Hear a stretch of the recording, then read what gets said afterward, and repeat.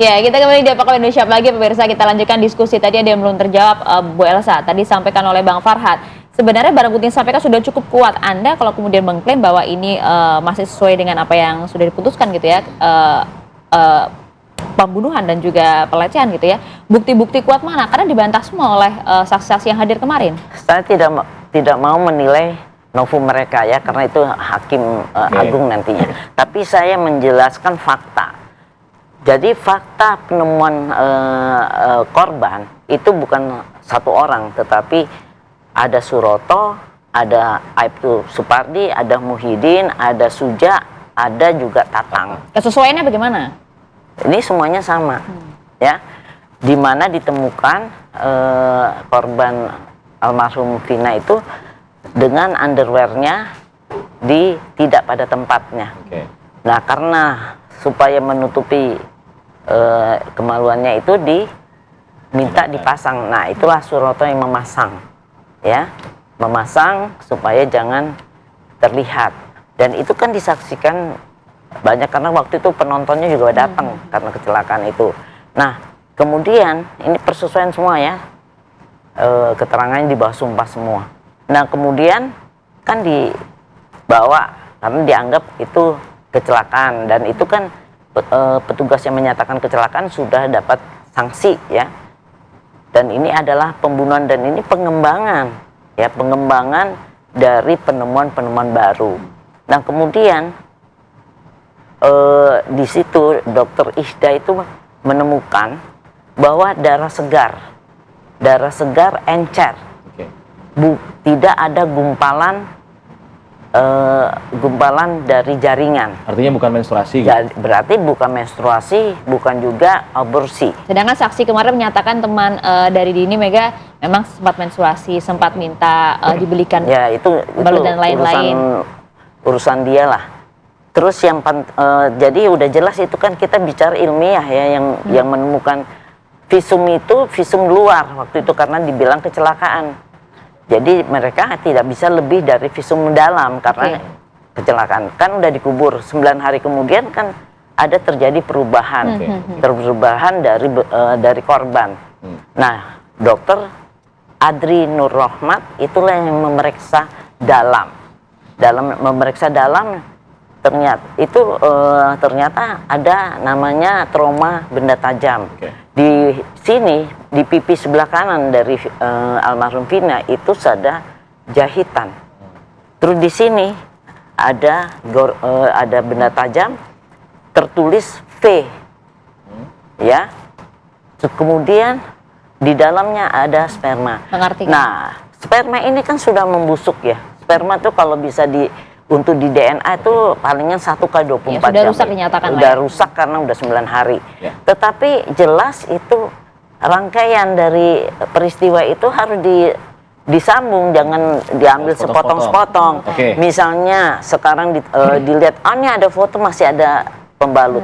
Orang meninggal kalau stroke itu pasti dikasih keluar darah, dikasih kapas dari hidung dan telinga, di telinga juga. Nah, itu karena dia itu adalah tekanan yang sangat berat, ada lukanya jaringan, darah itu mengalir terus sehingga ditutup. Kalau enggak jenazahnya masa dibawa-bawa bertetesan darah. Kita coba ke Bang Farhad. Bang Farhad, sebenarnya apa yang disampaikan tadi ini memang sudah sesuai fakta. Jadi artinya membantah apa yang dikatakan oleh para saksi ahli juga yang kemarin ada di sidang. Jangan sepotong-sepotong, Bang. Itu cuma cerita. Kalau berdasarkan novum kita ya, dan yang disaksikan jaksa semua itu nggak ada darah bercecer, celana juga nggak berdarah, ada pembalut gitu. Jadi kalau misalnya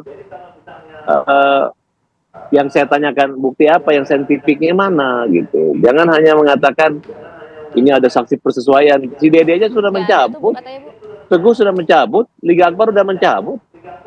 Justru yang dikhawatir oleh Pak Beni, saya senang ngomongan Pak Beni bahwa kalau memang di peradilan peninjauan kembali ini ditemukan kelemahan-kelemahan, ya kan dikaji kembali gitu. Ya, karena kita sudah menghasilkan bukti, misalnya saksi ahli pidana Pak Asmi, beberapa putusan yang tidak sesuai, yang tidak ada ini masuk, itu kan sudah jelas kelemahannya walaupun dibantah oleh jaksa. Nah, tapi udah saya nggak usah bahas putusan lagi, tapi yang masalah bukti dulu. Sampai sana Bang. Kalau bukti, halo, masalah visum aja, masalah visum ini paling penting. Kenapa? Karena tambahan di hasil otopsi, ya, itu hanya mengatakan ada sperma. Tapi tidak ada kesimpulan bahwa dengan adanya sperma merupakan kematian karena pemerkosaan. Itu dicatat loh. Itu paling penting gitu. Kecuali misalnya pembunuhan ini hanya mengatakan mati tidak wajar. Nah, sekarang ketidakwajaran itu ada berapa jenis kematian? Mungkin karena pembunuhan. Ya, jangan nge-rapper terus. Tolong saya mau bicara. Jadi keterangan ini di bawah sumpah, bukan saya ngarang, bukan saya bikin cerita, ya. Ini di bawah sumpah dan saya terhadap putusan itu saya membuat metrik dan flowchart untuk melihat ini. Nah, kemudian yang Dr. Nur Rohmat, karena ini sudah lewat waktu sudah 9 hari, itu ada statementnya di bawah sumpah itu menyatakan bahwa terjadinya ini ada kerusakan jaringan, ada tekanan yang luar biasa di dalam vaginanya. Itu jadi bahasa-bahasa itu harus di bahasa-bahasa kedokteran, bukannya langsung ini pemerkosaan. Tidak, karena waktu itu tidak ada kesimpulan bukti itu, tapi ya? tekanan yang luar biasa di vagina. Pak Beni, kalau bicara rusak jaringannya. Bicara masalah visum, visum dalam kan artinya kalau sampai dilakukan visum dalam artinya memang ada kematian tidak wajar di situ. Benar seperti itu. Jadi dalam konteks ini karena bergeser ya, tadinya kecelakaan, kemudian ditemukan bukti-bukti lain dan dinyatakan ini pembunuhan, maka dilakukan ekshumasi, gali kubur, kemudian otopsi dalam. Nah, dalam konteks ini hasil otopsi itu nggak pernah punya ini perkosaan, nggak ada. Yang ada terjadi kekerasan tumpul, terjadi kekerasan tajam dan sebagainya. Dan di visum kan kematian tidak wajar, itu memungkinkan kecelakaan juga dan juga pembunuhan. Gitu kan? Jadi memang tidak akan seorang dokter forensik itu menyimpulkan seperti itu, karena kesimpulan itu nanti dari hasil penyidikan secara utuh, penyidiklah yang nanti mengambil kesimpulan. Tapi kan itu juga sempat disebutkan kan oleh Bang Reza bahwa hasil visum hanya kematian tidak wajar dan itu banyak faktor, bisa kemudian kecelakaan, bisa pembunuhan dan juga lain-lain gitu kan? Ya memang. Ketika sperma itu bisa diperiksa, nanti DNA-nya bisa menunjuk pembanding ketika nanti misalkan para tersangka itu diperiksa DNA-nya, dicocokin dengan ini yang positif atau yang terkonfirmasi, itulah yang patut diduga melakukan pemerkosaan. Tapi kelemahan di sini peluang kecelakaan di sana seperti apa Pak Beni? Ya. Peluang kecelakaan di sana seperti apa? Peluang kecelakaan tentunya pada proses pengadilan pasti sudah diuji juga. Pasti ada argumentasi yang dimunculkan. Tetapi hakim atau pengujian bukti-bukti yang ada di pengadilan menunjukkan itu pembunuhan. Baik, Bang Farhat, tadi Bu Elsa juga mengatakan ada bukti visum hasil kekerasan benda tajam tadi Bu ya, di pipi dan ada jahitan. Ada jahitan begitu di muka. Nggak ada, makanya nonton dong kemarin kesaksian ahli visum itu dari ahli forensik ya, bahwa kasus ini adalah kasus yang lebih mengejar pada pengakuan tersangka saja. Tidak ada satu orang pun ya saksi yang menyaksikan, melihat dan mengalami hal tersebut. Kalau Aib dan Dade itu jaraknya dari 120 meter dan dia ketakutan, dia kabur, kemudian disumpah sama polisi, kemudian tidak dihadirkan ke pengadilan loh. Kasus 340 nggak dihadirkan ke pengadilan. Jadi kita janganlah mengatakan ini saksi di bawah sumpah. Emang kenapa kalau saksi di bawah sumpah di kepolisian? Justru ini yang diragukan menurut Reza Indragiri, ada dua kejahatan yang didapat ini, adanya kebohongan, kedua sengaja lembaga yang penegak hukum yang menutupi kebohongan itu.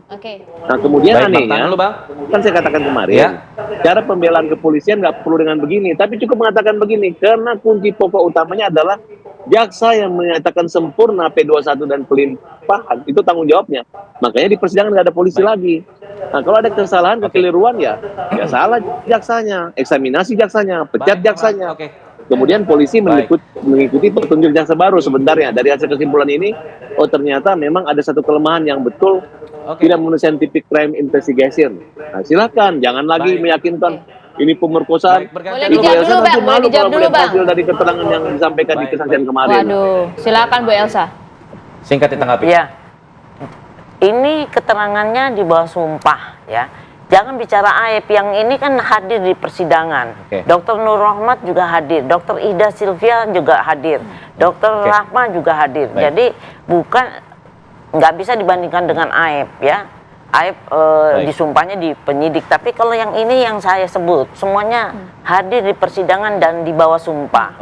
Dan kalau menyatakan ada trauma benda tajam, ada trauma benda tumpul, itu dijelaskan oleh, dan semuanya ada di hasil putusan begitu dan ya, Bu, ya? hasil putusan. Saya tidak ngarang cerita. Kita kan masalah novumnya yang diajukan PK itu saya tidak mau berkomentar. Dan juga saksi-saksi yang ahli yang hadir ini juga tidak mengetahui masalah itu. Kita serahkan kepada majelis hakim. Kita akan lihat juga nanti bagaimana sidang lanjutan peninjauan kembali saka tatal yang juga akan berlangsung hari ini. Terima kasih Bu Elsa, Pak Beni terima kasih, Bang Farhat juga terima kasih atas waktunya pagi hari.